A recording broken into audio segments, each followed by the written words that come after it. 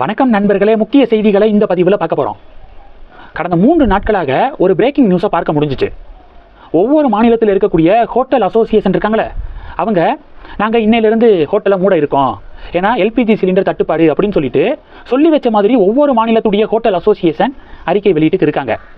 இதை நம்ம ஊர் மீடியாக்கள் இதற்கு வெயிட்டேஜ் கொடுத்து பின்னாடி பேக்ரவுண்ட் மியூசிக்கோட அலற விட்டுக்கு இருக்காங்க நியூஸ் சேனல்ஸை.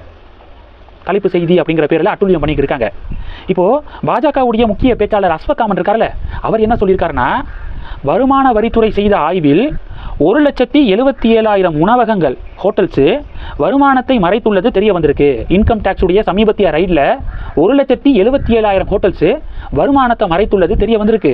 இந்த 1,77,000 ஹோட்டல்ஸில் முதல் கட்டமாக 63,000 ஹோட்டல்ஸுக்கு உண்மையான வருமான விவரங்களை சமர்ப்பிக்க இன்கம் டேக்ஸு நோட்டீஸ் அனுப்பியதாக அஸ்வத்தாமன் சொல்லியிருக்காரு.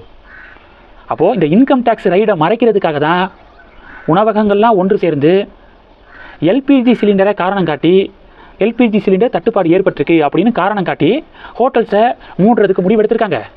ஹோட்டல்ஸை மூடுறதுக்கான உண்மையான காரணம் இன்கம் டேக்ஸ் கிட்ட மாட்டிக்கிட்டாங்க, அதுதான் உண்மையான காரணம். ஆனால் பழியை தூக்கி எல்பிஜி சிலிண்டர் மேலே போட்டு தப்பிக்க பார்க்குறாங்க அப்படின்னு அஸ்வத்தாமன் சொல்ல அவருடைய பேட்டி பெரிய பரபரப்பை ஏற்படுத்தியிருக்கு.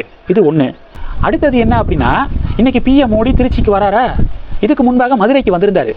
மதுரையில் மோடி அவர்களுடைய என்டிஏ மீட்டிங் முடிஞ்சதுக்கப்புறம் பாஜக தொண்டர்கள் அண்ணாமலை கிட்ட ஒரு கோரிக்கையை முன் வச்சாங்க.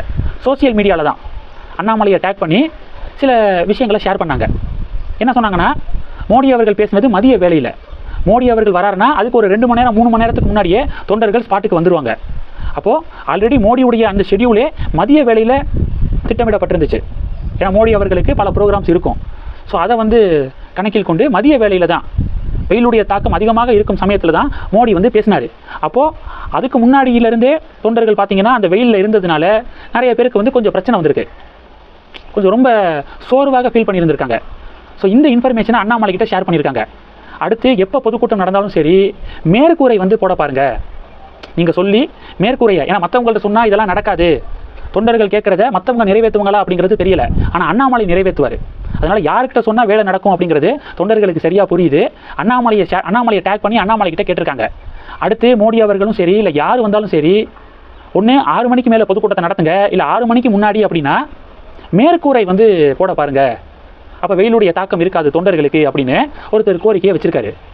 இதை கட்சி மேலிடத்துக்கிட்ட கொண்டு போய் அண்ணாமலை இன்றைக்கி திருச்சியில் நடக்கக்கூடிய மோடியுடைய பொதுக்கூட்டத்தில் மேற்கூரை, அந்த அரங்கம் இருக்குது பார்த்தீங்களா, மேற்கூரை அமைக்கப்பட்டிருக்கு, அந்த புகைப்படங்களை ஷேர் பண்ணி அண்ணாமலைக்கு நன்றி தெரிவிக்கிறாரு அந்த தொண்டர். என்னுடைய கோரிக்கையை நிறைவேற்றினதுக்கு நன்றி அண்ணா அப்படின்னு சொல்லிட்டு அந்த ட்விட்டர் பதிவு செம ட்ரெண்டிங்காக ஷேர் ஆகுது. இது 2. 3வது என்ன பார்க்க போகிறோன்னா, எல்பிஜி சிலிண்டர் விவகாரத்தில் சென்ட்ரல் கவர்மெண்ட்டு என்ன முடிவெடுத்திருக்காங்கன்னா, முதல்ல எல்பிஜி உற்பத்தியை 10% அதிகரிக்க முடிவெடுத்திருக்காங்க. 1.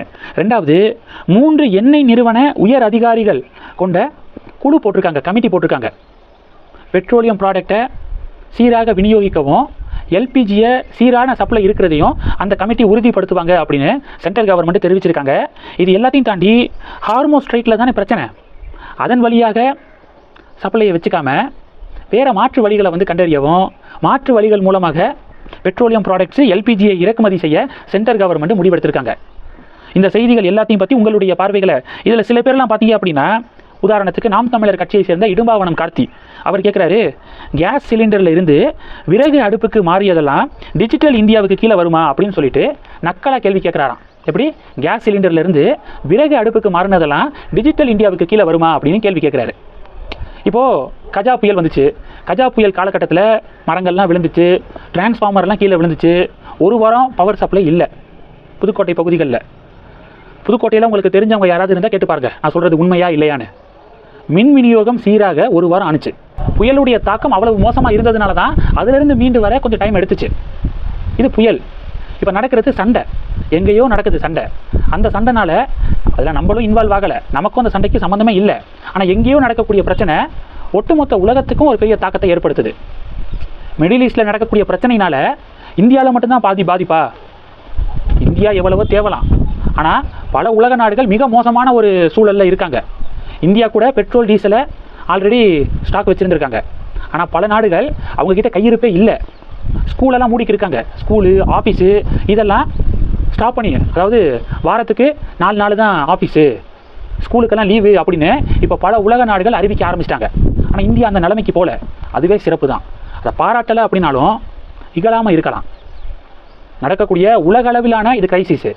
இதில் இந்திய ஆட்சியாளர்கள், சென்ட்ரல் கவர்மெண்ட்டு முடிஞ்சளவு தன்னால் முடிஞ்சளவு எஃபர்ட் போட்டுக்கிருக்காங்க. நிலைமையை சீராக வச்சுக்கிறதுக்கு பல ஆக்ஷன் எடுத்துக்கிருக்காங்க. அதை பாராட்ட மனசு இல்லைனாலும் அதை தூற்றாமல் இருக்கலாம் அப்படின்னு சொல்லிட்டு இந்த வீடியோவை முடிக்கிறேன். இந்த செய்திகளை பற்றி உங்களுடைய பார்வைகளை மறக்காமல் கமெண்ட் பண்ணுங்கள். தொடர்ந்து கணக்கில் இருங்க. அடுத்தடுத்து நிறையா பதிவுகளை பார்க்க போகிறோம். நன்றி. ஜெய் ஹிந்த்.